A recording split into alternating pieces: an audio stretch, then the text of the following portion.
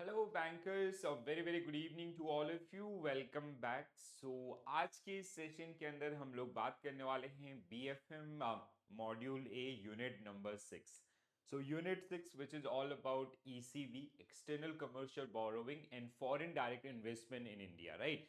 सो अभी तक हम लोगों ने ऑलरेडी आपका 5 यूनिट्स जो कवर कर लिए हैं, ठीक है। Exchange rate and forex business, LRS and other remittance services, correspondent banking and NRI banking, documentary letter of credit, and facilities for exporters and importers. So today we will talk about external commercial borrowing and foreign investments in India, right? तो ये आपका कुछ topic अगर आप लोगों ने अभी तक नहीं देखें, so please go through those particular areas.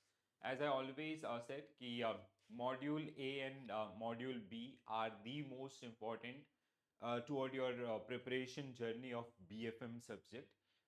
Marks wise, all module have the same weightage, but हाँ, अगर हम लोग देखते हैं learning wise, if will go through these particular one in detail, so आपके लिए मॉड्यूल सी एंड डी आपका करना बहुत आसान हो जाएगा, ठीक है। तो आज का जो टॉपिक है that is about the Unit 6 BFM Module A, which is the external commercial borrowing and foreign investments in India. So let's have a look about the Unit 6 course content. So basic introduction to ECB, external commercial borrowing concept, ECB, other operational concept, reporting requirements, conversion of ECB into equity, and foreign investment. So these are the areas which are generally part of our today's course content, right? So we will go through all these subtopic in detail, and believe me, if you'll see the entire video, you do not have to go through this particular unit again and again, right? So एक बार में बहुत अच्छे से समझ लेते हैं और बहुत अच्छे से आपका कॉन्सेप्ट बिल्ड कर लेते हैं, एंड सारी चीजों को आपका डिटेल में समझ लेते हैं, right. So whenever we talk about ECB, external commercial borrowing, so commercial means organizations, firms, okay. So when any Indian organization or Indian company, they raise funds from outside India, so that is generally known as ECB, okay. So company, like any company, okay, so when they are raising funds through outside India in different currencies, or it can be in rupee dominated as well, right. So that is generally known as ECB, external commercial borrowing. So there are certain guidelines which companies need to follow while they generally go through the process of ECB. So it's an external debt which is generally raised by the companies. So very simple one. So first we'll talk about the basic areas. So ECB refer to the borrowing of funds by Indian companies from foreign sources in the form of loan, bonds, or other financial institutions. ECB can be used to finance a variety of purposes, including expansion of business, the acquisition of assets, and repayment of existing debt. So this is kind of proceed of ECB. Okay, so any company they can use for capital expenditure or revenue expenditure, or even for the like repayment of existing debts or rupee loans. So there are different areas where we can use this particular money. We means companies. Okay, so now we have certain guidelines, like we have involvement of authorized dealers. With the help of authorized dealers, companies they can raise this particular money from outside India by filing a form ECB. And there was a form that I was talking about in the last unit, that was LRN, loan registration number. So that is related to ECB only, right? So ये सारी चीजें form ECB, LRN, process, proceed, prohibited areas, सारी चीजें ECB के बारे में सबसे पहले इनको समझेंगे. Then will come to the second part which is foreign investment in India, which include FDI and FIIs, right. So ECB is subject to regulatory oversight by RBI. So RBI who generally take care about these particular thing, and RBI have certain set of rules regulations through FEMA Act, which set limit on the amount of ECB that Indian companies can obtain, and the purpose for which it can be used. So I hope most of you know about this particular thing. So limit is usually it is 750 million per financial year, right? So a company which is an Indian company, they can raise 750 million US dollar per financial year. In case of a startup, it is 3 million US dollar only, right? Companies must also meet certain eligibility criteria in order to access ECB, such as minimum credit ratings and debt to equity ratio. So we'll talk about those particular things, right? So ECBs are commercial borrowings raised by eligible resident entities from recognized lenders toward medium and long-term foreign currency denominated debt, including Indian rupee denominated borrowings, with a minimum average maturity period of 3 years. ठीक है? 3 years and above. It can be for 1 year also. So while we'll go through the point like minimum average maturity period. So in general it is 3 years for startups as well. ठीक है? But there are certain areas where it can be 1 year also, and there are some areas where it can be 10 years also, right? So minimum average maturity period जिसको हम लोग बोलते हैं. And ECB borrowing can be in foreign currency as well as it can be rupee dominated also, right? So ECB, we have two major route for ECB as well. One is which is automatic route, and another one is approval route, right? So now the difference between these two is, in case of automatic route, companies, so companies, they can directly approach to authorized dealers category 1 banks, and they'll review their application, and then they'll help them to raise the money. So we do not need any further prior approval from RBI in this particular case, right? So here they have to fill the form ECB, and through that particular one, so there are some permissible areas, ठीक है? कुछ areas आपका जो already permitted हैं, उनके लिए अगर funds raise किया जा रहा है, या उन conditions को अगर हम लोग meet up करते हैं being an organizations, so you do not need to take prior approval from RBI, ठीक है? There are certain areas जहाँ पे आपको RBI के prior approval की requirement होगी, ठीक है?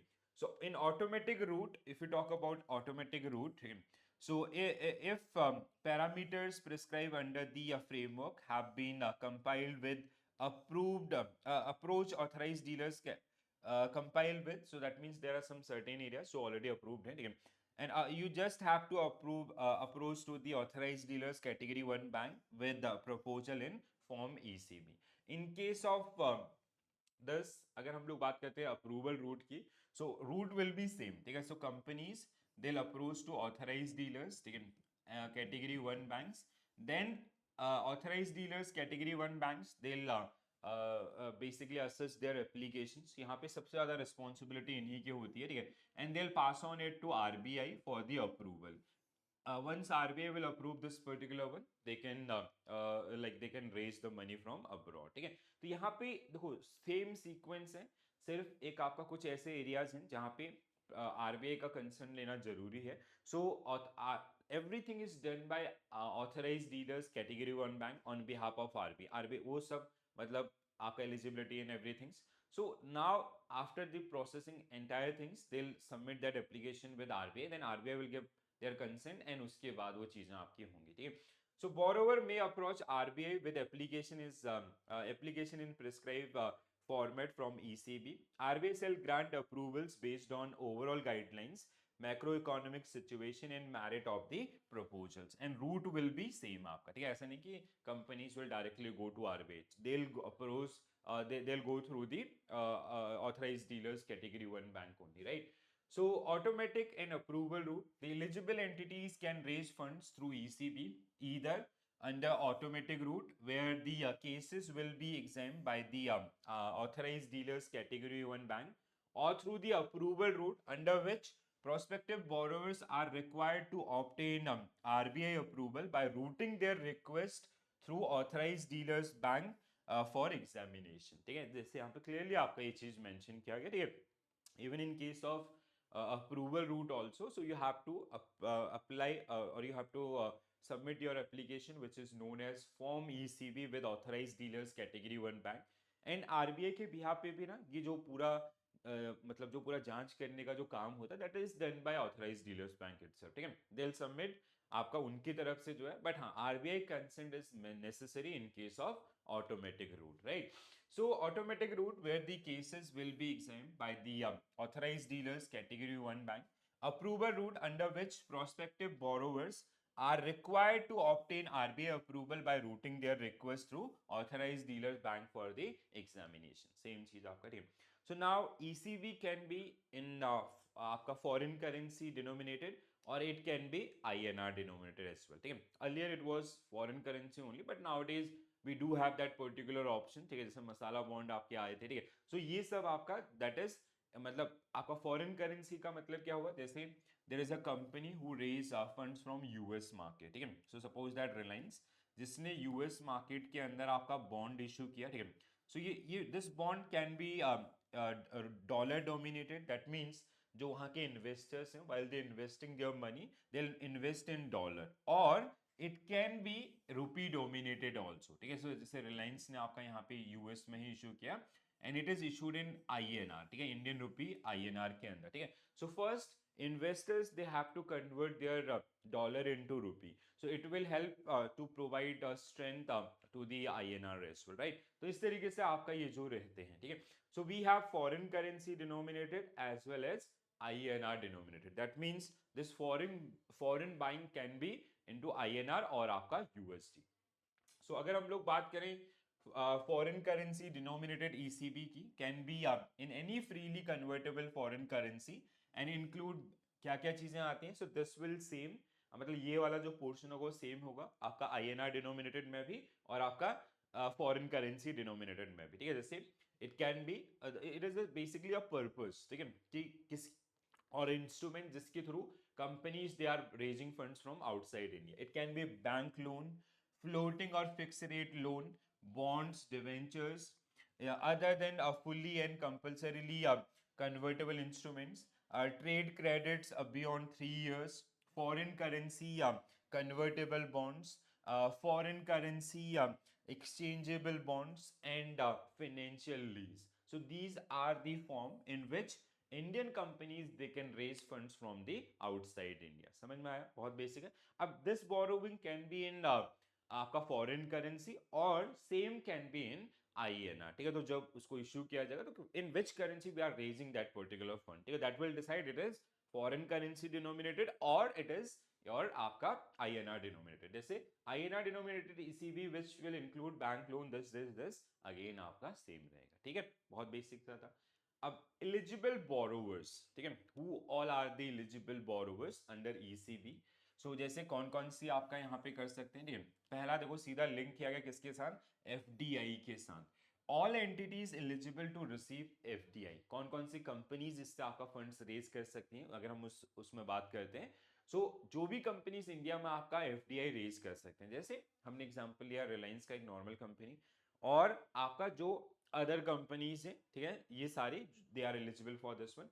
There are some areas which is restricted for FDI investment, और there are some sector also जैसे atomic energy या railways या chit fund Nidhi companies, they cannot borrow money through this particular one. I'll show you the list also. ठीक है, entities recognized as startup by central government as on date of raising ECB. So startups they can also raise funds, but their limit is $3 million per financial year. ठीक है, so in a financial year they can raise maximum up to 3 million $3 million. ठीक है, मैं बार बार इसलिए लिखूंगा कि आपको ये याद हो जाए. For other companies it is 750 million $750 million. But in case of startup, अगर किसी कंपनी को स्टार्टअप का टैग है, सो वो आपका यहाँ से कितना ले सकता है, सिर्फ और सिर्फ 3 मिलियन. ठीक है, port trust unit in special economic zone, सिडवी, Exim banks and others. Registered entities engage in microfinance activities as well. So these are the eligible entities. तो जिसमें आपका मेजरली सारे कंपनीज आपका निकल के आ सकते हैं. ठीक है, ECB end use that means where you are going to use that particular money. ठीक है, so companies those who are borrowing funds through ECB, so what will be the proceed for them. ठीक है, कहाँ पे उसको इस्तेमाल करेंगे. ठीक है, so ECB proceed cannot be utilized utilize would include the following. ठीक है, तो जैसे मतलब इनके अलावा हर जगह आपका वो उसको इस्तेमाल कर सकते हैं. ठीक है, तो सिंपल सा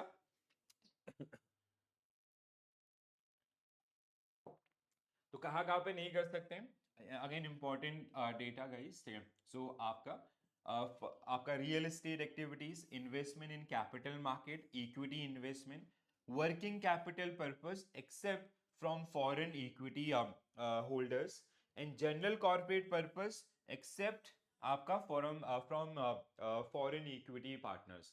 अब ये जो दो लास्ट की लाइन है इसमें क्या है, like there is a company जिसमें आपका कोई फॉरेन इक्विटी पार्टनर नहीं है, so they cannot raise ECB or they cannot proceed that particular money for working capital purpose, जो डे टू डे एक्सपेंसेस होते हैं वो, या फिर आपका जनरल कॉर्पोरेट पर्पसेस के लिए भी उसको इस्तेमाल नहीं कर सकते हैं कब, when they have a foreign partner in their business, ठीक है। जैसे कोई XYZ बिजनेस जिसमें there is a partner from US, अब उसके थ्रू अगर फंड्स रेज हो रहा है, so it can be use for these two purposes as well, ठीक है, और even for repayment of rupee loan. But अगर आपका फॉरेन इक्विटी पार्टनर नहीं है, so they can not use the proceed for these particular purposes, ठीक है।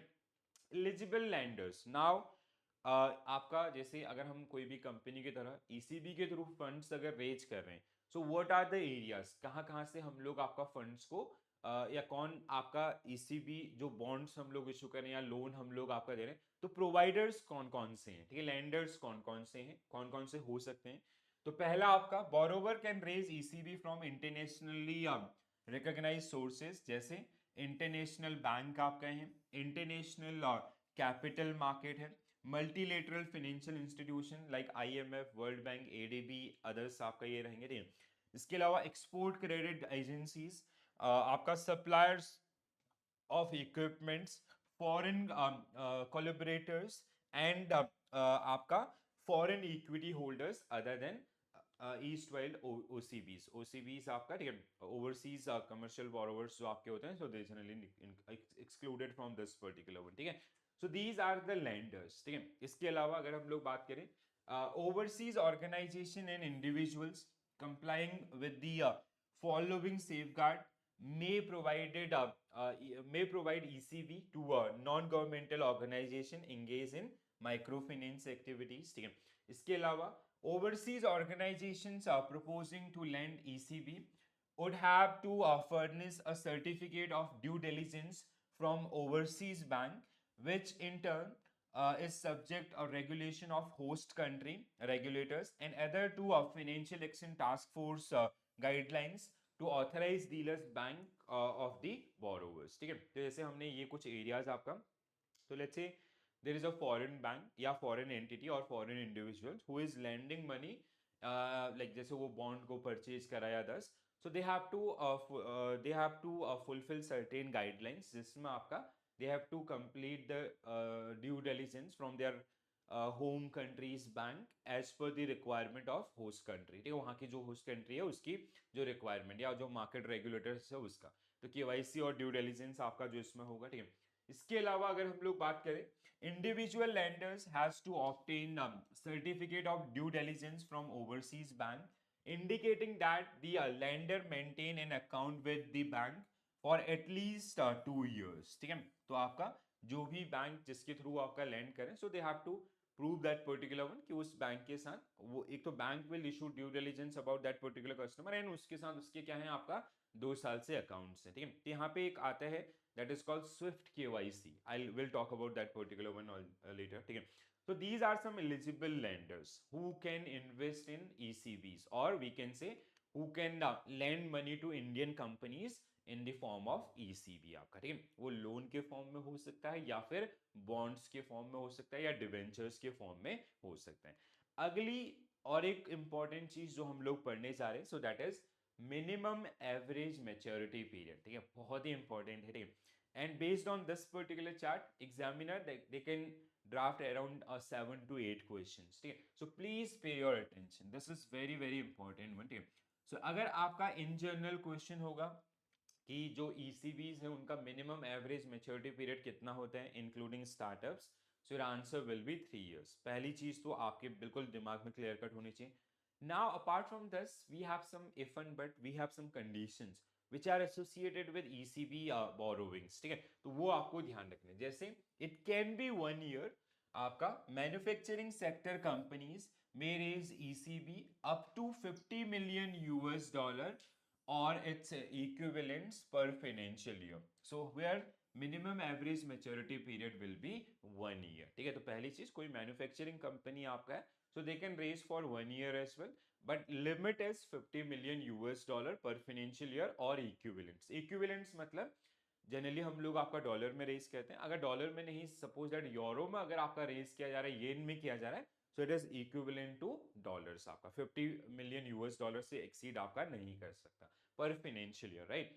Next one, ECB is raised from foreign equity holders and utilized for, अब यहाँ पे वो वाला पॉइंट आ गया, ठीक है, कि हमारी कंपनी के अंदर there is a foreign partner, उसके थ्रू अगर हम लोग फंड्स रेज कर रहे हैं, ठीक है, there is a XYZ company and Z belongs to US, and उसकी सपोज दैट उसकी जो स्टेक होल्डिंग है that is 25% in that particular company, and G के थ्रू हम लोग आपका यूएस मार्केट से फंड रेज कर रहे हैं, ठीक है। सो आपका यहाँ पे, so we have certain areas, 3 point आपका, जैसे it can be use for आपका कैपिटल पर्पसेस, ठीक है, working capital purpose, day to day functioning के लिए, ठीक है, general corporate purpose and other uses, and repayment of rupee loan raised domestically for purpose other than capital expenditure, ठीक है। so here we have 5 years, तो ऐसे उसके लिए अगर रेज हुआ है तो इट कैन बी आपका 5 years, तो minimum average maturity period will be 5 years, this is minimum, ठीक है, डाउन साइड आपका इससे ऊपर भी हो सकता है, पहली चीज। अगला आपका ECB utilize for working capital purpose और जनरल कॉर्पोरेट पर्पस, और इसके अलावा for repayment of rupee loan availed domestically for non-capital expenditure, so it will be 10 years in general। जैसे there is XYZ Indian company जिसने foreign से आपका funds raise किया ECB के थ्रू, तो उसका जैसे उसका इस्तेमाल वो कर रहा है किसके लिए, जनरल कॉर्पोरेट पर्पस के लिए, या फिर जो इंडिया में बैंक से लोन लिया उसको रीपेमेंट में। So here in this particular case your minimum average maturity period will be 10 years। तो मतलब जो फंड रेजिंग कंपनी है जब वो आपका रीपेमेंट का कमिटमेंट करेगी, so that will be down side 10 years, it can be 15 years also, right. ECB utilize for repayment of rupee loan avail domestically for capital expenditure, it is 7 years, ठीक है। तो अगर वो नॉन कैपिटल एक्सपेंडिचर के लिए है तो 10 years, and if it is for capital expenditure it will be 7 years, right. For startup it is 3 years, जैसे हमने स्टार्टिंग में भी, और even in journal it is 3 years आपका, ठीक है। तो ये चार्ट बहुत बहुत बहुत इंपॉर्टेंट है, so please pay your attention on these particular areas, थोड़ा सा इसको पढ़िए, समझने की कोशिश करें, ठीक है। Even with the help of questions also we will come up with number of practice areas also, ठीक है। So ECB other operational aspect, तो कुछ पॉइंटर्स आपका मैंने बनाए हैं जिससे आप इन चीजों को अच्छे से ध्यान रख सकते हैं, जैसे maximum amount of ECB which can be raised by a corporate is 750 million US dollar or equivalents during a financial year, ठीक है, नॉन स्टार्टअप्स की यहाँ पे बात हो रही है, एक नॉर्मल कंपनी की, ठीक है। दूसरा, however entities recognized as startup by central government can raise a maximum of 3 million US dollar or equivalent per financial, तो यहाँ पे मैक्सिमम लिमिट इज दिस, और आपका स्टार्टअप के लिए आपका जो मैक्सिमम लिमिट है that is 3 million US dollar। Next one, in case of foreign currency denominated ECB raise from direct foreign equity holders, ECB liability equity ratio for the raised under the automatic route cannot exceed 7:1 ratio। ये question, this was the point जो आपको अभी जून जुलाई वाले paper के अंदर पूछा गया था, ठीक है। सो आपका जैसे अगर आप जो फॉरेन इक्विटी होल्डर्स है उसके थ्रू फंड्स को रेज करें, ठीक है, तो उस केस में आपका जो अगर हम लोग बात करें जो रेशियो है that is foreign equity holders, आपका ECB liability and equity ratio should not exceed 7:1 आपका, ठीक है। सो this is the maximum one आपका जो यहाँ पे दिया गया। Issuance of any type of guarantee by Indian banks, all India financial institution, NBFCs related to ECB is not permitted or prohibited, right? It is prohibited, right? So again very important point, ठीक है। जैसे मतलब India में जितने भी banks, जैसे let's say there is a company who is raising money through ECB, so Indian banks और आपका DFIs और NBFCs they can not provide any kind of guarantee against that particular borrowing, ठीक है, कि अगर ये डिफॉल्ट करेगा हम पे करेंगे, ऐसा कुछ भी कोई नहीं करेगा, it is strictly prohibited by the RBI itself। So again very very important point, ECB borrowers are also allowed to park ECB proceed in term deposit with authorized dealers category 1 bank in India for a maximum period of 1 year or 12 months, ठीक है। अब देखो यहाँ पे ये again बहुत ही important point है, ठीक है। Let's say there is a company XYZ who raised funds 10 million US dollar from US market, so they can park that particular money with the authorized dealers category 1 bank, right? But the limit or the time limit is maximum 12 months, ठीक है। so 12 महीने से ज्यादा आप उसको वहां पे park नहीं कर सकते। so these term deposits should be kept unencumbered position। now दूसरा कंडीशन क्या है, you can not take loan based on that 10 million US dollar, ठीक है। जो कंपनी आपका जिसने एडी के साथ उसको पार करके रखा हुआ है, अब ऐसा नहीं कि 10 million US dollar के अगेंस्ट में आपने किसी दूसरे बैंक से लोन ले लेना है, ठीक है। It should be unencumbered, there is no financial liability on that particular amount, ठीक है। तो that is called unencumbered position, ठीक है। समझ में आया सबको? तो again very very important one. So ये कुछ पॉइंटर्स आपका जिनको आपको ध्यान रखना है। एक और पॉइंट आपका, the borrower are required to report actual ECB transactions in form ECB2 written, ठीक है। तो जितना आपका, जैसे उसने suppose that at the time of ECB application they propose 10 million US dollar, actual में they raise आपका 8 million, तो they have to fill this form that is called form ECB written through authorized dealers category 1 bank on monthly basis, so as to reach RBI within 7 working days. Again, this point is important. 7 working days from the close of the month to which it is released, ठीक है। तो within 7 working date, like जैसे आपका जो company है, they'll report to authorized dealers and authorized dealers will report to RBI within 7 working days.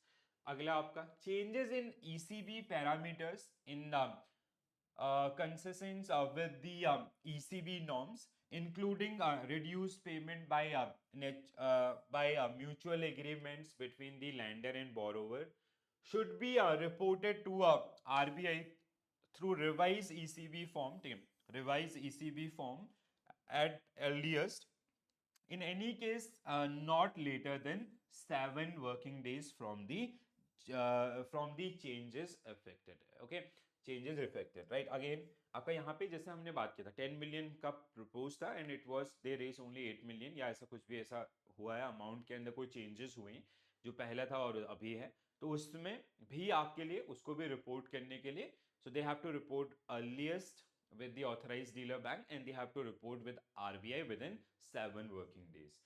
So ये आपका कुछ pointers, these pointers are very very very important, ठीक है। हर बार आपको इनमें से क्वेश्चन देता हो इन लाइनर्स में से, ठीक है। तो इसलिए मैंने एक साथ उनको कंपाइल कर दिया आपका, ठीक है। Including your minimum average maturity period, that is again very very important, ठीक है। तो आई होप सबको ये सारे समझ में आए होंगे। अगर कोई डाउट है तो आप अपने कॉमेंट्स में लिख सकते हैं, ठीक है। अब आते हैं हम लोग आपका LRN के ऊपर, एक बहुत ही इंपॉर्टेंट डॉक्यूमेंट्स, ठीक है। तो यहाँ पे जनरली क्या होता है, it is LRN number is generally issued by RBI, ठीक है। जैसे कोई भी कंपनी आपका ECB बोरो करने के लिए जाएगी, so they'll approach to authorized dealers, authorized dealer will pass on to RBI and RBI will issue a number which is known as LRN number or loan registration number, ठीक है। Again quite important one, ठीक है, ध्यान रखें। Any drawdown in respect of ECB should happen only after obtaining the LRN form from the RBI. The borrowers are required to submit form ECB through the authorized dealers category 1 bank, who in turn will forward the application to RBI, Department of Statistic and Information Management, External Communication Borrowing Divisions of their pursual and issuance of LRN, ठीक है। तो RBI के अंदर आपका एक department जिसका नाम है department of statistic and information management, और आपका एक्सटर्नल कमर्शियल बोरोइंग डिवीजन, आपका इसके अंदर जो डिवीजन है आपका सब डिपार्टमेंट, ठीक है, they will issue LRN numbers, ठीक है। तो क्या होगा, नाउ द रूट इज आपका company to authorised dealers category 1 bank, ठीक है, जहां पे they will fill the form ECB, then they will approve that, but authorised dealers will approve, और if it is approval route, so it will go to RBI, then after that it will go to this particular department of RBI and RBI will issue a number which is known as loan registration number. The borrower are required to report to the actual ECB transaction through ECB2 written through the authorized dealers category 1 bank on monthly basis, so as to reach within 7 days. This we already discussed this particular one. Changes, if any, in the ECB parameters after obtain the LRN should also be incorporated in the monthly returns. ठीक है, तो अब LRN तो पहले ही show हो गया था, अब अगर ऐसा कुछ हो रहा है तो उसमें भी वो चेंज के लिए they have to report with the authorized dealers and it will pass on to RBI. ठीक है, any borrower who is otherwise in compliance of the ECB guidelines can regularize the delay in reporting by payment of late submission fee. ठीक है, अब यहाँ पे RBI ने एक option दिया है सबको, ठीक है, कि अगर जैसे कोई बोरोवर आपका जो भी आपके जो रिटर्न्स आपके सबमिट करने होते हैं, ठीक है, तो उनको उसकी जो डेट है उसमें अगर डिलेज करते हैं, ठीक है, 30 डेज से ज्यादा आपका डिले करते हो, so it is allowed by the RBI, but RBI बोलते हैं कि अगर आप ये डिले करोगे so you have to make payments, आप इसको 1 साल 2 साल 3 साल, आप 3 साल से भी ज्यादा डिले कर सकते हैं, but you have to make us payment, उसके लिए आपको पेनल्टी पे करना पड़ेगा which range from 5,000 to 1 lakh rupees. ठीक है, उस तरीके से वो आपका बढ़ता जाएगा. So delay reporting by the late submission fee for the period of delay, and the delays may range from up to 30 days from due date to due date of submission to beyond 3 years from the due date of the submission as well. The late submission fee may range from 5,000 to 1 lakh per year depending on the extent delayed submission. ठीक है, तो ये आपका जो यहाँ पे रहेगा, ठीक है, ध्यान रखें कई बार ये पूछ लेता है, ठीक है. So now we will go through the form ECB. Form ECB के बारे में बहुत बात हो रही है. So let's have a look. It is not part of your course content, but still, तो हम लोग इसमें डील करते थोड़ा बहुत याद होना चाहिए. So form ECB, application and reporting of loan agreements detail under Foreign Exchange Management Act 1999. All dates should be in the format of this. No item should be left blank. In case it is not applicable, mention NA, उन्होंने clearly आपका दे दिया, ठीक है. If space is this, आपका ये basic guidelines है, ठीक है. अब यहाँ पे आपका होता है purpose code आपका, ठीक है, जिसको हम लोग क्या बोलते हैं, जैसे दो चीजें आपके हैं, जैसे गारंटी स्टेटस कोड और बोरोविंग पर्पस कोड, ठीक है. सो गारंटी स्टेटस कोड एंड आपका बोरोविंग पर्पस कोड, ठीक है. जनरली जैसे हमने आपका किसी में तो पर्पस कोड आपका पढ़ा था फॉर्म A2, अगर हम आप लोगों को याद होगा जब हमने पढ़ा था कौन सा, जब हम लोग बात कर रहे थे किसके बारे में, आपका LRS स्कीम के अंदर जहां पे इंडिविजुअल रेमिटेंसेस होते हैं. So whenever we apply with authorised dealers bank, so they generally ask us to fill the form A2, तो वहां पे भी पर्पस कोड वैसे ही यहाँ पे भी, ठीक है. तो इस तरीके से आपका ये जो कोड जो इसमें देखने के लिए मिलेंगे. सो नाउ थोड़ा theoretical aspect, to be submitted in duplicate by borrowers to designated authorized dealers for all categories and any amount of external commercial borrowings. After examining the conformity with the external with the extent of ECB guidelines, authorized dealers may provide request details in summary sheet of the form and forward one copy within 7 days from the date of signing loan agreements between borrower and lenders for allotment to LRN number and which will go to RBI. ठीक है, तो इस तरीके से आपका इसका जो sequence होगा, ठीक है. सो जैसे आपका अगर हम लोग फॉर्म ECB के एक्चुअल फॉर्म की बात करते हैं, दिस वाज द आपका एनेक्चर 1 जहां पे बेसिक डिटेल्स आपका मांगे, दिस इज द फॉर्म, ठीक है. जैसे आपका director balance of payment statistic division, ठीक है, आपका department of statistic and information management, ठीक है. So agreement detail to be filled by borrowers and others.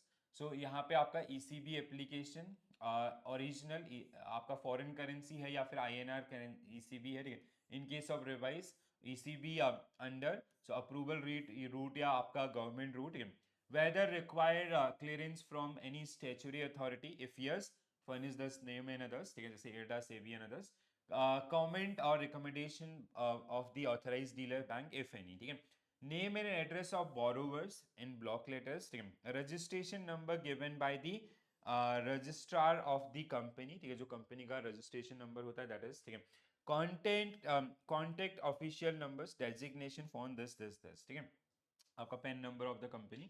Borrower category आपका पब्लिक सेक्टर, आपका प्राइवेट सेक्टर, ठीक है. इसके अलावा डिटेल कैटेगरी कॉर्पोरेट मैन्युफैक्चरिंग है, आपका ट्रांसपोर्ट एनर्जी दिस या अदर्स आपका जो पोर्शन है, ठीक है. सो दिस इज द फॉर्म जो आपका वहां पे जनरली यूज होता है, ठीक है. इसमें आपका जैसे फर्स्ट आपका हो गया पार्ट ए आपका agreement detail, part B is lenders detail, ठीक है, जो लोन आपका जो वहां से लैंड कर रहे हैं, ठीक है, उनके बारे में भी आपको बेसिक डिटेल आपका जैसे बेसिक आइडिया। इसके अलावा lander category multilateral financial institution है लाइक आईएमएफ, वर्ल्ड बैंक, या फिर आपका फॉरेन गवर्नमेंट है, या एक्सपोर्ट क्रेडिट एजेंसी है, Indian commercial bank branch abroad है, या अदर्स कोई भी ऐसे अलग अलग एरियाज, ठीक है। देन आपका detail form equity holdings of other lenders in borrowers company, amount of this and loan agreement date others, ये सारे इंफॉर्मेशन जो इसमें आपका रहेंगे, ठीक है। So this is just for your reference purpose. I'm again and again saying this one, ठीक है। यहाँ पे मतलब आपको इस चीज को याद नहीं करना है, जस्ट इसको अगर आप देखेंगे तो थोड़ा सा और अच्छा आइडिया आपको लग जाएगा, ठीक है। चलो अब आता है आपका conversion of ECB into equity, ठीक है। सो नाउ लेट्स से आपका किसी फॉरेन कंपनी ने आप कंपनी के अंदर आपका उसको ईसीबी प्रोवाइड किया है। Now they want to take ownership in that particular company, suppose that if they want to, और या जो आपका डोमेस्टिक कंपनी है उन्हीं ने उनको प्रपोज किया कि now you can convert this particular one, जो भी डेट उन्होंने दिया था उसको इक्विटी में कन्वर्ट कर सकते हैं, ऐसा जो ऑप्शन है, ठीक है। तो for that particular one also we have certain guidelines. कौन कौन सा? The activity of borrowing company is covered under the automatic route of FDI। सबसे पहले आपका क्या है कि जो सिर्फ वही कंपनीज में ये हो सकता है जहां पे FDI आपका अलाउ है, ठीक है। Conversion should be with the lender's consent and without any additional cost, ठीक है। तो यहाँ पे उसके बाद मतलब lenders is not going to bear any other cost और lender का consent is must, ठीक है। And adhering to the sectorial cap as per the FDI policy also। तो उस पर्टिकुलर सेक्टर में मतलब उसने अभी तक ऑलरेडी अगर वो सेक्टर जो आपका लिमिट्स उनको ब्रीच कर चुका है तो आपका नहीं कर पाएगा। हाँ, अगर अभी तक नहीं हुआ है तो वो चीज़ आपकी होनी चाहिए। जैसे अलग अलग लिमिट होते हैं ना, 20%, 24%, आपका 49%, 51%, 74% और 100%। तो वो लिमिट्स जो आपकी एफडीआई पॉलिसी के अंदर है उनका पालन होना जरूरी है। If the borrower has availed any credit facility from the Indian banking system, all prudential guidelines issued by the Department of Banking Regulation of RBI to be compiled with, including consent of other lenders also। तो यहाँ पे आपका जैसे अगर वो ऐसा कुछ कर रहा है, लेट्स से कुछ उनके आपका इंडियन बैंक से उनसे लोन है या अदर्स लैंडर्स उसमें है, ठीक है। And if they are selling their equity to foreign partners, so first they have to take approval from RBI as well, or they have to take consent from the other promoters also, right? So that is the one. तो ये कुछ guidelines आपका जो इसमें रहते हैं। So this is all about your ECB, external commercial borrowings. Now the second part of this particular unit is about the FDI, foreign direct investment, and this is very easy one, ठीक है। आप लोग बहुत बार इसको पढ़े हैं, जाने, तो जो इंपॉर्टेंट गाइडलाइंस है उनके बारे में हम लोग बात करेंगे, ठीक है। So foreigners they can invest in India, any foreigner who who wish to invest in Indian market, they have two major route. One is FDI, foreign direct investment, another one is FII, foreign institutional investment, ठीक है। सो जैसे ये guidelines आपने बहुत पढ़ा होगा। In case of FDI आपका there should be like जो holding should be greater than equal to 10%, and in this case, in the case of FII it should be आपका less than equal to 10%, ठीक है। इस तरीके से दूसरा, it is a direct investment where foreign equity holders they have a direct role in the decision making in others, or basically that foreign investor is investing in the productive capacities of our economy like land, labor and others. And here we have, it is a kind of indirect investment where they are investing in portfolios in others like mutual fund shares and others. So that is generally part of this one, ठीक है। दूसरा अगर हम लोग बात करते हैं FDI and FIs का, ठीक है, तो एक कोई भी चीज आप कई बार जैसे क्या होता है ना, there is a unlisted company, ये बात ध्यान से सुनिएगा, बहुत बार पूछा जाता है, ठीक है। There is a unlisted company, जैसे suppose that there is XYZ company, ठीक है। उस XYZ company that time it was a private company, ठीक है, वो आपका लिस्टेड नहीं था। And there are some foreign partners in that particular company. They have a holding of 5%, ठीक है। अब कल के डेट में अगर ये XYZ लिस्ट होती है तो क्या उनको 5% से 10% करने की जरूरत होगी to meet this eligibility criteria? So my answer is no. एक बार कोई अगर FDI की तरह कंसीडर किया गया तो life time it will be FDI only, ठीक है। सो ये कुछ बेसिक बेसिक चीजें गाइडलाइंस आपको जो इसमें मिलेंगी। So first have a look. So relevant regulation under NDI आपका department of economic affairs, finance ministry notified the non debt instruments rules RBI, a nodal authority for valuation and reporting. Various government ministries, cases requiring approvals. आपका DIPP and Ministry of Commerce formulate FDI policy. ये जो DIPP है आपका, so Department of Industry, something I just missed this name. Please do mention into the comment section. है की changes की अगर हम लोग बात करें, FIPB Foreign Investment Portfolio Board, Foreign Investment Promotion Board was abolished in 2019. पहले ये आपका इसको देखता था, ठीक है. Then online reporting to RBI through authorized dealers bank, filling SMS through firms, firm portal के बारे में अभी हम लोग डिटेल में बात करेंगे. Online reporting, late submission fee introduced, and FEMA 20 of 2000, FEMA 20R master direction replaced with the NDI rules 33 and 10 schedules आपका, ठीक है. So NDI आपका non debt instruments, आपका अगर कोई आ रहा है, non debt instruments means basically आपका जहाँ पे दे आर टेकिंग ओनरशिप, ठीक है. So they are becoming owner of that particular one. It is kind of a risk capital. तो उसके लिए कुछ आपके जो basic areas. And foreign direct investment can be, so any investment in equity instruments made by the person resident outside India, okay, and on a repatriable basis, ठीक है. So they can bring back that particular money in to their home country, ठीक है. जैसे किसी ने investment किया तो वो सेल आउट करके they can bring back their money, right? So in आपका in an unlisted company it can be, ठीक है, ये आपका unlisted company में भी हो सकता है.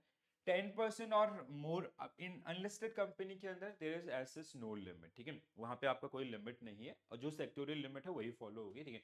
और it can be less than 10%, right? 10% or more of the paid up equity capital on fully diluted basis for the listed company. Please do remember these two differences between these two. So here it can be आपका less than 10% also, ठीक है. ऐसा हो सकता है, it is permitted, or it can be more than 10% also. But in this case it is required minimum 10%, ठीक है. दूसरा, in limited liability partnership toward capital contribution, fully diluted basis loan, the total number of shares that would be outstanding if all possible sources of conversion are exercised, ठीक है. इसके अलावा in case of an existing investment by PR, person resident outside India, PROI, ठीक है, we'll use this particular one. So person resident outside India in equity instrument of the listed Indian company fall to a level below than 10% of the post issue paid up equity capitals on a fully diluted basis, the investment shall be continue to be treated as FDI. Once an FDI, always an FDI, ठीक है. देखो यहाँ पे आपका clearly आपका mention भी किया गया है. So there is a company जो आपका पहले क्या था, अनलिस्टेड था, now it become listed. But अब वो लिस्टेड हो गई है, पब्लिक हो गई है, ठीक है. तो बट पहले उसका जो ओनरशिप था दैट वाज 10%, लेस देन 10%. अब उसको अपनी ओनरशिप इंक्रीज करने की जरूरत नहीं पड़ती है, because we will follow this rule which is once an FDI is always an FDI, ठीक है. अगला आपका FDI route, again very common one, ठीक है. We have automatic route where we do not need prior approval from ministries and others. और another one is government route, ठीक है. So approval route आपका जैसे जनरली क्या होता है, in some cases you will see, जैसे कहीं पर आपका there is FDI 100% है. जैसे आपका जैसे white label ATMs आपके होती हैं, ATM established by NBFCs and other, ठीक है, नॉन बैंक कंपनीज. तो अब आपका जैसे वहां पे है 100% FDI लिमिट है. If any foreigners who want to और who wish to start ATM business in India, so most welcome, आप आइए स्टार्ट कीजिए. देयर आर सम बिजनेसेस जहां पे आपको कॉम्बिनेशन मिलेगा कि this is the limit, beyond this you have to take prior approval from government of India. जैसे suppose that automatic route के through it is 49%. if you increase from 49 to 74% or 100%, so you have to take prior approval from government of India. ये आपका second case.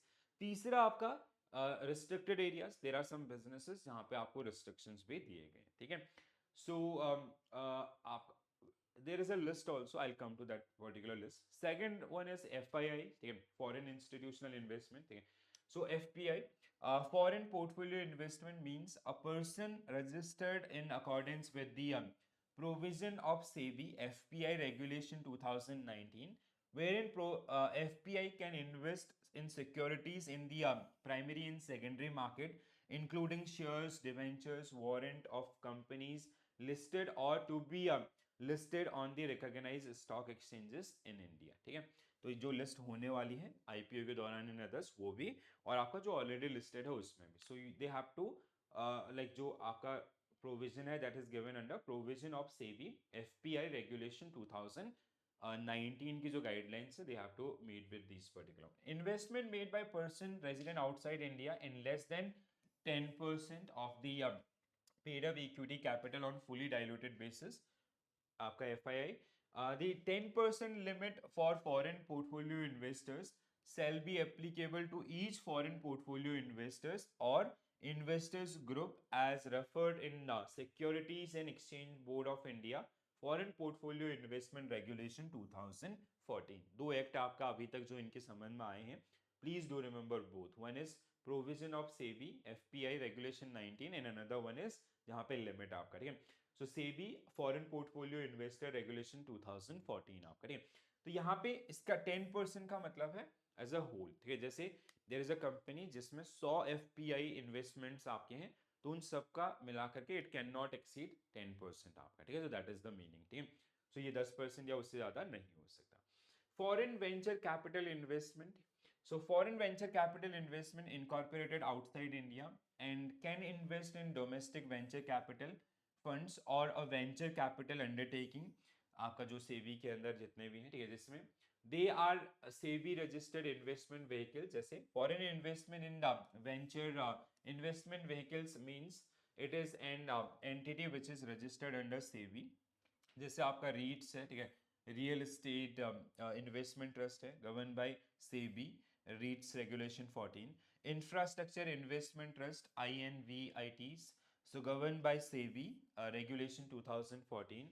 Alternative investment funds AIF, governed by the SEBI AIF regulation 2012. ठीक है, तो ये areas जहां पे भी उनका इन्वेस्टमेंट आपका हो सकता है. ठीक है, स्टार्टअप कंपनी में भी हो सकता है. ठीक है, startup company means a private company incorporated under Companies Act 2013 or registered as partnership or LLP, recognized as such as DIPP, Ministry of Commerce and Industry, Government of India. ठीक है, startup company, Government of India and complying the following conditions. पहला, startup recognition will be restricted for 7 years from the incorporation or registration. पहली चीज.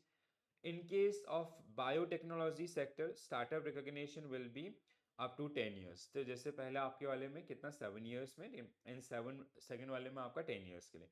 Turn, क्योंकि startups के साथ there are lots of benefit also. ठीक है, तो इसलिए आपका ये चीज रहेगी. ठीक है, turnover from any financial year since incorporation और registration does not exceed ₹100 crore. ठीक है, दूसरा, the entity is working toward innovation development और improvement of product or process or services or operating on scalable business model with high potential for employment generation and wealth creation. So they will be categorized as startup as per this particular law. ठीक है, eligible foreign investors. ठीक है, so who आपका eligible foreign investor who can invest in Indian market in term of FDI or FII.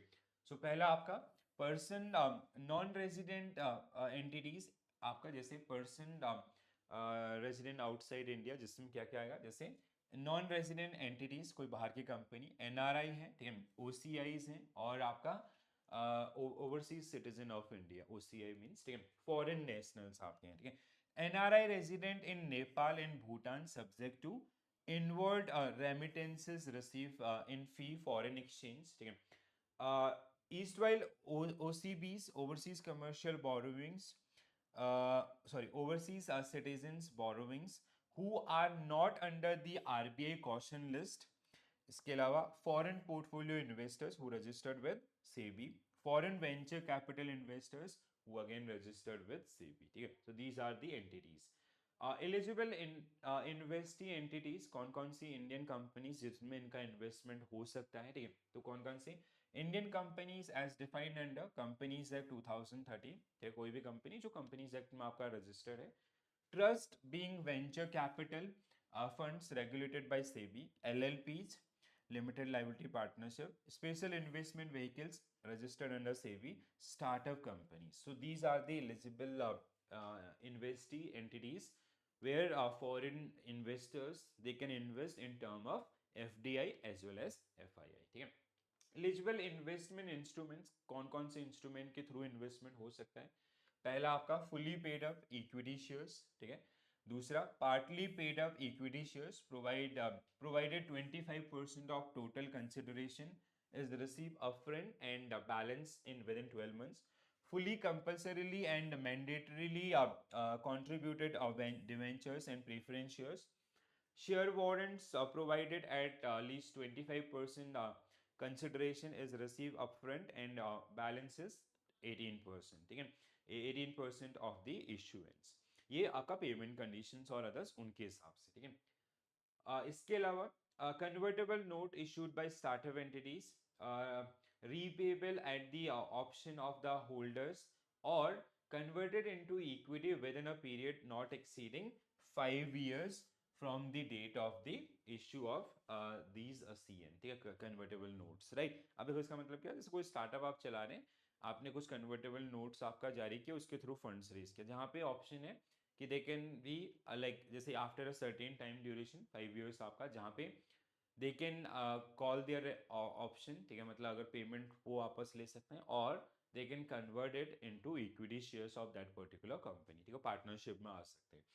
Bonus shares, right issue of shares, ESOP आपका, swap of equity instruments, FDI and ODI, overseas direct investment जिसको हम लोग बोलते हैं, NRI own companies में, conversion of ECB into equity shares. ठीक है.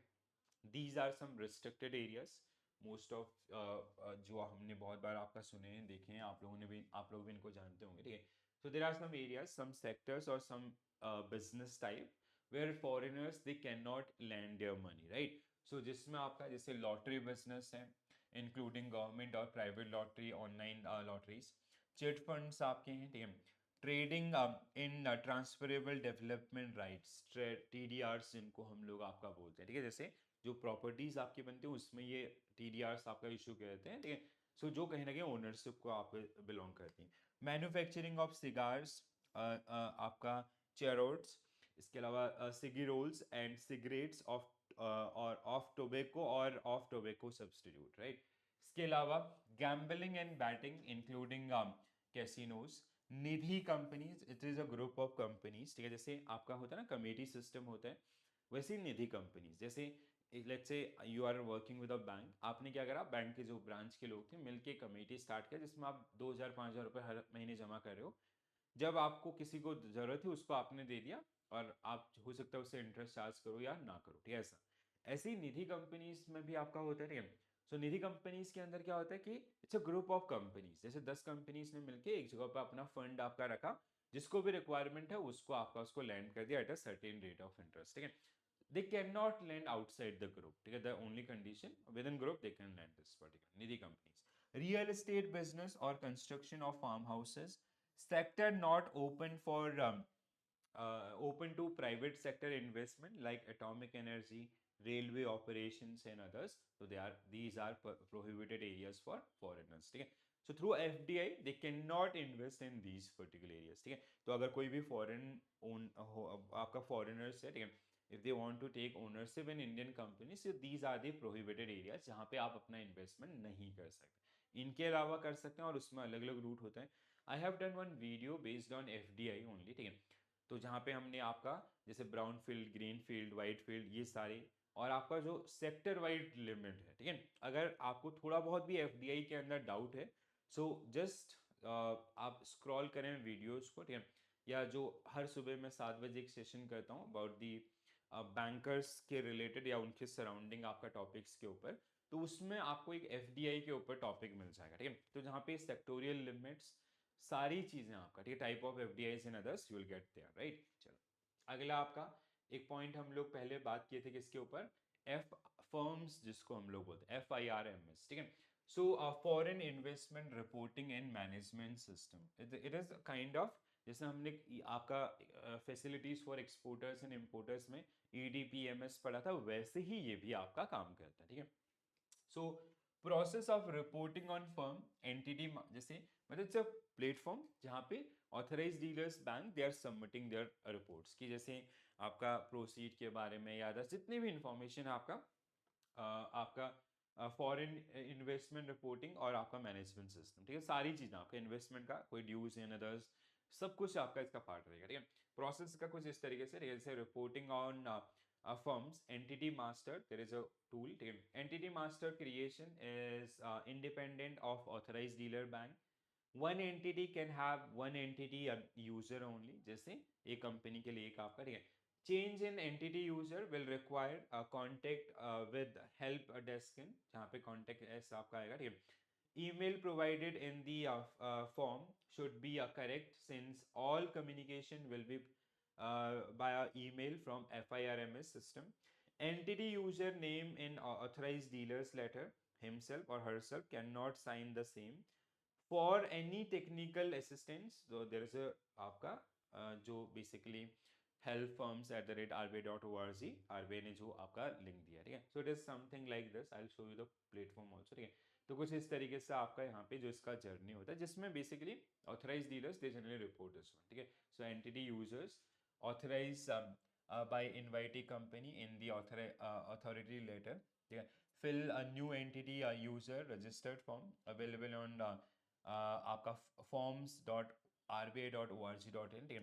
RBI validate the entity user, entity user receive password by mail, और तीसरा आपका fill the entity details using the password provided और change password, ठीक है। तो इस तरीके से आपका जो पूरा सीक्वेंस रहेगा, ठीक है। Process of reporting on firms, ठीक है। सो आपका एंटिटी मास्टर जो भी हमने डिस्कस किया था, fill new business user registered form, authorized dealer bank select validate the business user and business user receive a password via mail, आपका जो ऑटो रिप्लाई पे रहेगा। सो दिस इज द प्रोसेस, ठीक है। आपको इस प्रोसेस की जरूरत नहीं पड़ेगी, एग्जामिनेशन में अभी तक अभी ये टेस्ट नहीं किया गया। कुछ इंपॉर्टेंट फॉर्म्स आपका, the process of reporting by various reporting forms as in this particular table, जैसे foreign currency gross provisional returns, ठीक है, FCGPR जिसको हम लोग बोलते हैं, reporting of capital instruments issued to a person resident outside India and where such issue is uh, renowned as foreign direct investment, reporting of conversion of ECB into equity. So investee entity responsibility of filling किसकी होगी, investee आपका जो entity है उसकी, ठीक है, foreign से जो आपका इन्वेस्ट करा वो, and time frame is within 30 days from the date of issue of capital instrument, पहला जो रहेगा, ठीक है। दूसरा मतलब foreign currency gross provisional return FCGPR, ठीक है। सो विच इज आपका reporting of capital instrument issued by person resident outside India, ठीक है वो, और दूसरा conversion of ECB into equity, annual return of foreign liability and asset, ठीक है। So annual reporting by Indian company which has received FDI or LLP, which has received capital contribution in the previous years including the current years. तो again आपका responsibility for filing investee entity on or before of 15th of July, ठीक है। तो इसका date कौन सा होता है, on or before of 15th of July, 15 July is the deadline, उससे पहले आपको करना होगा। तो जिसमें लास्ट फाइनेंशियल ईयर के कर सकते हो या फिर इस फाइनेंशियल ईयर में वहां तक जितना हुआ वो सब। Foreign currency transfer of shares FCTRS, transfer between resident to non resident sales of shares on stock exchange, resident transferor आपका ट्रांसफरी और द पर्सन रेजिडेंट आउटसाइड, ठीक है।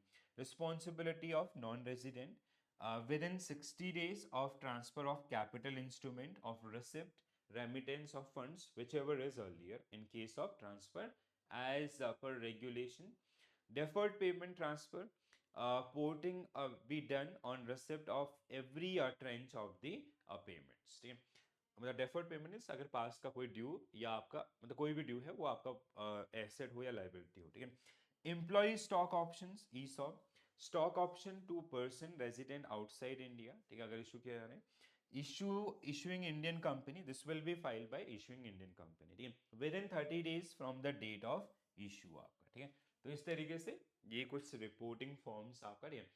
So various reporting form and form कौन कौन से हैं, ठीक है, पर्पस क्या है उनका, and responsibility for filing, this is important part, please do remember this, and आपका टाइम फ्रेम, ठीक है। तो अगेन एक इंपॉर्टेंट चार्ट आपके लिए रहता है, ठीक है, जो आपको एग्जामिनेशन में हेल्प करेगा, ठीक है। स्नैपशॉट ऑफ एनडीआई रूल्स, तो आपका जो नॉन डेट आपका इंस्ट्रूमेंट्स, उनके संबंध में कुछ मेजर गाइडलाइंस आपके हैं, ठीक है। तो उनके कुछ लिस्ट आपका जो डाउन की गई आपके लिए, ठीक है, जैसे rule 1 and 2, it is about short title and definition, NDI से रिलेटेड आपके जो एरियाज हैं, ठीक है। रूल 3 आपका restrictions on investment in India by person resident outside India, ठीक है, तो कौन कौन से एरियाज यहाँ पे वो इन्वेस्टमेंट नहीं कर सकता, ठीक है। Next one, rule 4 restrictions on receiving investment, कौन कौन से एंटिटीज नहीं रिसीव कर सकती हैं, ठीक है। Rule 5 permission for making investment by a person resident outside India, ठीक है, permission for making investment by person resident outside India, ठीक है। Rule 6 is investment by person resident outside India, आपका शेड्यूल 1, 5th, 7th, 8th एंड 9th rule जो आगे आएंगे, ठीक है। आपका rule 8 issue of ESOP and sweat equity shares, ठीक है। ईसॉप समझते हैं, जो एम्प्लॉइज को बेसिकली दिए जाते हैं, ठीक है, they have some term and condition कि इतने समय के बाद यू कैन इनकैश इट, और कंपनी जब लिस्ट होगी तो उसके हिसाब से आपको अलॉटमेंट होगा। Sweat equity shares is basically these are given to the employees, again employees and directors for their value creation, ठीक है। सो उनके द्वारा जैसे ऑर्गेनाइजेशन में कोई ऐसी चीज की गई, कोई ऐसा इनोवेटिव जिसकी वजह से कंपनी को बहुत ज्यादा फायदा हुआ, ठीक है, तो उसके तहत आपका ये जो इश्यू किया जाता है, ठीक है, sweat equity share, section 53 of companies act 2013, जहाँ पे इनके बारे में गाइडलाइंस है, ठीक है। And ESOP is different from sweat equity shares, ठीक है। ESOP जनरल आपका भी मिल जाते हैं, मतलब this is generally by the जो अनलिस्टेड कंपनीज होती हैं, and this is mostly by the listed companies, ठीक है। तो जो उनके एग्जिस्टिंग शेयर होल्डर्स हैं, तो किस वैल्यू पे कितना दिए जाएंगे in others, that is generally part of this. Rule 9 transfer of equity instrument of Indian company by or to a person resident outside India. Rule 10 investment by SEBI registered FPI schedule 2 and 10. Rule 12 आपका investment by NRI और OCI. Rule 16 investment by FVCI. FVCI. अच्छा, just search this one, हाँ ठीक है, I miss this one, ठीक है, comments में लिख के बताइएगा। रूल 20 आपका रिपोर्टिंग रिक्वायरमेंट्स, 21 प्राइसिंग गाइडलाइंस, ठीक है, 20 प्राइसिंग गाइडलाइंस, 23 डाउनस्ट्रीम इन्वेस्टमेंट, ठीक है। Rule 23 to 24 to 33 acquisition and transfer of immovable property in India by NRI OCI purpose of acquiring property etc including miscellaneous provision also, ठीक है। सो ये आपके कुछ major rules जो आपके बुक के अंदर दिए गए, ठीक है। अब जनरली ये पूछे नहीं गए, बट हाँ एक रेफरेंस के लिए आप इनको रख सकते हैं, ठीक है। नेक्स्ट वन आपका list of document for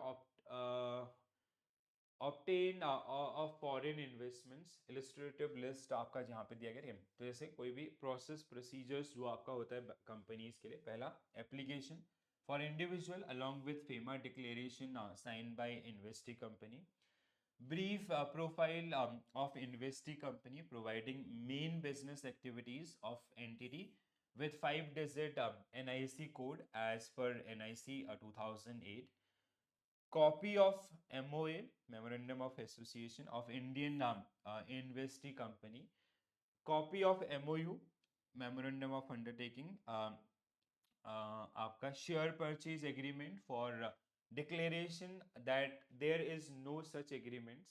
6 point swift KYC of the remitter or investor as per RBI format, ठीक है। तो these are some requirements kind of or documents which will be required while foreign individuals while they invest in Indian companies, ठीक। 6 point KYC ये काफी important है, बहुत बार आपका पूछा जाता है, so we will discuss this one, ठीक है, in detail. So 6 point KYC SWIFT of the remitter or investor is required as per RBI format for FDI in India, ठीक है। तो कोई भी FDI अगर आ रहा है, so they have to fulfill the 6 point KYC guidelines आपका, ठीक है। So know your customer a form in respect of non-resident, पहला क्या क्या requirement होगा, there are 6 point, ठीक है, इसलिए इसको 6 point KYC बोलते हैं, ठीक है। और ये बहुत ही इंपॉर्टेंट है आपके एग्जामिनेशन व्यू पॉइंट के लिए, so please do take care. So registered name of the remitter और इन्वेस्टर्स, ठीक है, नेम आपका बहुत आसान है, पढ़ने में एक बार पढ़ोगे समझ में आ जाएगा, याद भी रहेगा, और क्वेश्चन आएगा सही भी आंसर करोगे, ठीक है। Registration number, unique identification number in case a remitter is an individual like a passport or driving license and others. Registered address, permanent address of the remitter is an individuals, ठीक है, आपका if it is an individual otherwise corporate office, ठीक है। Name of the remitter's bank account number and period of banking relationship with the remitter, कितने समय से वो आपका उस बैंक के साथ associated. so these are the 6 point KYC जिनको हम लोग आपका बोलते हैं, ठीक है।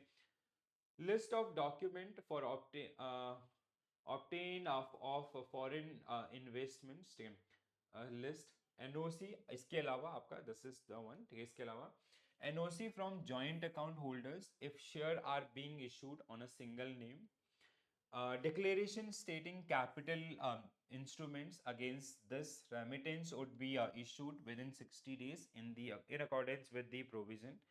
Scan email acknowledgement are received by the investee company from FIRMS help desk with regard to entity master. Undertaking a form a customer's confirmation FC GPR and related documents which will be reported in FIRMS portal within 30 days from the date of allotment of shares, ठीक है। अभी देखो ये documentation part ना ये थोड़ा confuse भी करेगा आपको, ठीक है, बहुत जगह आपको मिलेगा, थोड़ा सा मतलब अभी आप एक बार इसको गो थ्रू करें बट एग्जामिनेशन के टाइम पे आप इसको थोड़ा सा रिवाइज करेंगे, so this will help you, okay. और दूसरी चीज मतलब इतना इसके लिए ना लोड मत लीजिए, कॉन्सेप्ट पे फोकस करें, जो ऐसी स्टैटिक चीजें हैं that will practice through questions, ठीक है, तो वहाँ पे वो बार बार अगर आप उसको करेंगे तो वो उससे आपको सॉल्व हो जाएगा, ठीक है। List of document of refund of foreign investment, ठीक है, अब जैसे किसी फॉरेन इन्वेस्टमेंट किसी के द्वारा फॉरेन इन्वेस्टमेंट किया गया and there is some refund, suppose that 10 million की जगह आपका 8 मिलियन ही रिक्वायर्ड था, 2 मिलियन जो हमें रिफंड करना है आपका डोमेस्टिक कंपनी से बाहर, आपका दोबारा से पैसा वापस जाएगा। So for that particular one application FCTRS outward and form A2 signed by the investee company, FIRC in original obtained and endorsed and retained along with the records, copy of UIN letter and FIRMS FCGPR reporting reference number, letter from the company mentioning reason for the refund of funds। अब यहाँ पे एक और चीज, one homework I do for you, ये जितने भी abbreviation इसमें यूज हुए हैं ना, ठीक है, सो आई मेक श्योर कि आई मेक अ लिस्ट और मैं कमेंट सेक्शन में इनको रख दूंगा, ठीक है, जैसे आप, क्योंकि ये सबका क्वेरी आएगा और ये एक बार में याद नहीं होता, मैं भी बहुत सारे इनको भूल जाता हूँ, ठीक है, तो मैं आपके लिए ना एक लिस्ट बना दूंगा जिसको मैं कमेंट सेक्शन में डाल के पिन कर दूंगा। So while you will watch this particular video वो पिन मैसेज रहेगा, so you can take that particular reference as well, ठीक है, तो उससे आपको हेल्प हो जाएगा, ठीक है। List of document for refund of foreign investment, आपका board resolution from the company confirming excess funds have been received as share application money and excess funds are being repatriated back to the investor। तो हमें एक board resolution आपका चाहिए होगा, board approval, board की तरफ से एक आपका अप्रूवल चाहिए होगा पहला। Letter confirmation that no interest elements involved in refund of excess shares application funds, branch has to intimate to RBI about refund once refund transaction is processed, ठीक है, तो जो भी ऑथराइज्ड डीलर होगा they have to approach, they have to report to RBI as well, okay, so this is it. तो ये आपका ECB external commercial borrowing और दूसरा पार्ट आपका फॉरेन इन्वेस्टमेंट्स इन इंडिया, ठीक है। अब देखो ये इसमें ना बहुत सारी गाइडलाइंस थी, ECB वाला पार्ट आपको बहुत जल्दी आ जाएगा, ठीक है। FDI वाला पार्ट या जो फॉरेन इन्वेस्टमेंट वाला है उसमें कुछ हमारे मेंटल ब्लॉक्स होते हैं, ठीक है, मेंटल ब्लॉक्स मीन्स हमने FDI FI बहुत बार पढ़ा होता है, ठीक है, तो हम लोग थोड़ा सा अपने आप को रोक लेते हैं कि अब वो चीज़ है, इसीलिए मैंने जो नॉर्मल कंटेंट है अबाउट FDI एंड FI उसको नहीं रखा है, जो गाइडलाइंस रिक्वायर्ड है आपके एग्जामिनेशन के अंदर और even they are part of your Macmillan book only, so वही चीज़ मैंने रखा है, तो I will share this PDF, तो रिविजन में आपको ये थोड़ा सा हेल्प कर जाएगा, ठीक है दोस्तों। तो कैसा लगा सेशन जरूर बताएंगे, ठीक है। और इसके अलावा अगर आप लोगों को कोई और भी हेल्प की रिक्वायरमेंट है वो भी आप हमारे साथ शेयर कर सकते हैं। कल से Disha ma'am will start taking session about BRBL first, ठीक है। तो मैम पहले आपका BRBL लेंगे, then ABFM, then I start ABM आपका। तो इस तरीके से हम लोग कॉम्बिनेशन आपका बना करके चलेंगे और रेगुलर बेसिस पे अगर आप इनको फॉलो करेंगे, ठीक है। अभी आपको 2 सब्जेक्ट मिलेंगे तो एटलीस्ट इन 2 सब्जेक्ट को अच्छे से प्रिपेयर कीजिए। जैसे ये खत्म हो जाएंगे will come up with 2 more subject in exam duration में दैट जैसे आपका इलेक्टिव सब्जेक्ट पहले मेरा सजेशन होगा कि ईजियर साइड पे जाइएगा। जैसे आपका HRM सबसे ईजी रहता है और उसके वीडियोस ऑलरेडी प्लेटफॉर्म पे पड़े हुए हैं दिशा मैम के, ठीक है। BRBL is second most, but इस बार BRBL काफ़ी टफ बनाया गया था, but BRBL again it can be easier. और सेंट्रल बैंकिंग बहुत पढ़ना पड़ेगा वहाँ पे, ठीक है। जिन लोगों का IT है तो अभी हम आपकी कोई हेल्प नहीं कर पाएंगे, सॉरी टू से दैट, ठीक है। आप मतलब कोई भी अदर रिसोर्सेज से चीज़ों को पढ़ सकते हैं। मैं आपको मतलब किसी धोखे में नहीं रखूंगा कि आप हमारे ऊपर डिपेंडेंट रहें, ठीक है। लेकिन हाँ, जिन रिस्क मैनेजमेंट अगेन वीडियोस आते हैं, तो जो वीडियोस प्लेटफॉर्म पर ऑलरेडी अवेलेबल हैं अगर आप उनको भी देखते हैं तो उससे भी आपका काम हो जाएगा। इन एग्जामिनेशन ड्यूरेशन में हम आपको और ज़्यादा प्रैक्टिस करा देंगे क्योंकि 1 वीक का टाइम मिलता है हमें हमारे इलेक्टिव पेपर के लिए। So we will make sure कि आपको वो चीज़ हो जाए। तो अभी इलेक्टिव पेपर को दिमाग से हटा दीजिए। 4 पेपर जिसमें 2 पेपर जो हमको आपको करा रहे हैं उनको अच्छे से करिए, देन अगले 2 पेपर हम लोग लेके आएंगे। तो उस तरीके से अगर आप जाओगे तो हो जाएगा। अब ऐसा नहीं कि आप अभी रिलैक्स हैं, एग्जाम टाइम पे फिर 4 पेपर आ जाएंगे, ठीक है, तो थोड़ा सा गड़बड़ हो जाएगा, ठीक है। तो थोड़ा सा अभी से रेगुलर बेसिस पे कंट्रीब्यूट करना स्टार्ट करते हैं, ठीक है। और थोड़ा सा अपने जो साथी बैंकर्स हैं उनके साथ भी शेयर करें और उनको भी जगाएं कि अभी से पढ़ें। बिलीव मी गाइस, आने वाले समय में पेपर टफ होगा and this is the last chance, ठीक है, आपका ये वाला सेट, क्योंकि आने वाले समय में definitely they will come up with negative marking also. तो अभी से जितना बेस्ट हो सकता है उतने से इसको आपका क्रैक कर लेते हैं, ठीक है। तो आज के लिए इतना ही कहते हैं। कल मैं आपको फिर से मिलूंगा रात 10 बजे। हर दिन हम लोग आपका 10 बजे ये सेशन करते हैं, ठीक है। कल मेरा एक्चुअली थोड़ा हेल्थ इशू हो गया था तो मैं नहीं ले पाया था, वरना कल ही ये टॉपिक हो जाना था, कोई प्रॉब्लम नहीं, ठीक है। सो इस बार मैं आपको जो वीक डेज में जो मंडे या ट्यूसडे में नहीं कराता था उस दिन करा दूंगा एक और टॉपिक, ठीक है। So I will not like these are my commitments, so I will fulfil those particular one, ठीक है। आप अपने कमिटमेंट्स पर थोड़ा सा ध्यान दीजिए। आप लोग उसी तरह कॉन्स्टेंट रहेंगे, believe me I can give you in return with this content you are like आप 50% रेडी हैं, ठीक है। सो अगर आप इन चीज़ों को फॉलो कर रहे हैं, समझ रहे हैं, अगर कोई ऐसा चैलेंज आता है just feel free to ask. Telegram group आपके पास है, सारी चीज़ें आपके पास है, वहाँ से आप कनेक्ट कर सकते हैं, ठीक है दोस्तों। चलो तो आज के लिए इतना ही कहते हैं। This is that, bye bye, take care all, have a nice day, thank you.